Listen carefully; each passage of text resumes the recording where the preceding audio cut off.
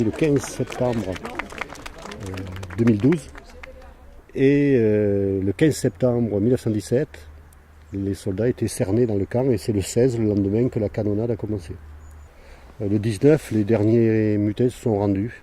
Mais ils sont rendus sans jamais renoncer à leurs exigences, refus de retourner au front et rapatriement en Russie. Ces hommes se retrouvent dans cette situation car depuis des mois, ils s'obstinaient à ne plus vouloir faire la guerre sur le front français, où ils avaient été envoyés dans le cadre d'un accord entre les autorités politiques françaises et le tsar Nicolas II. Vous le verrez, nous avons fait graver dans le bronze « À bas la guerre ».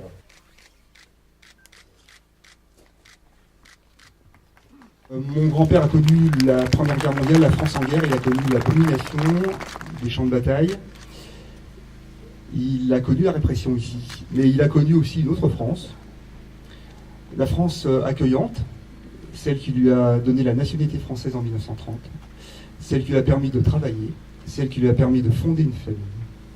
Et je voudrais vraiment pour terminer au souvenir de mon grand-père et peut-être aussi des mutins, ses camarades mutins, que ce soit ce visage de cette France-là qui soit associé à son souvenir. Je vous remercie.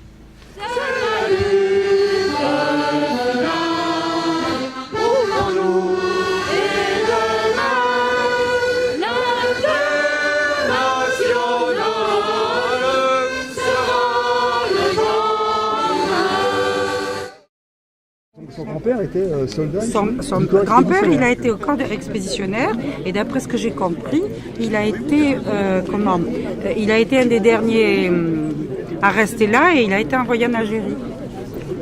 Après, lui, il a fait partie des 1300 qui sont partis en Algérie. Il a fait partie de ceux qui ont été déportés en Algérie. Voilà. Qui ont refusé de remonter au front voilà, et d'intégrer les compagnies de travail. Voilà. Et lui a survécu. Il a survécu en 1919, d'après ce que j'ai compris. Il est parti en... Когда он вернулся в Россию. Куда? Il a été libéré par la Croix-Rouge et il est reparti в 1919 году. Elle savait très peu de choses.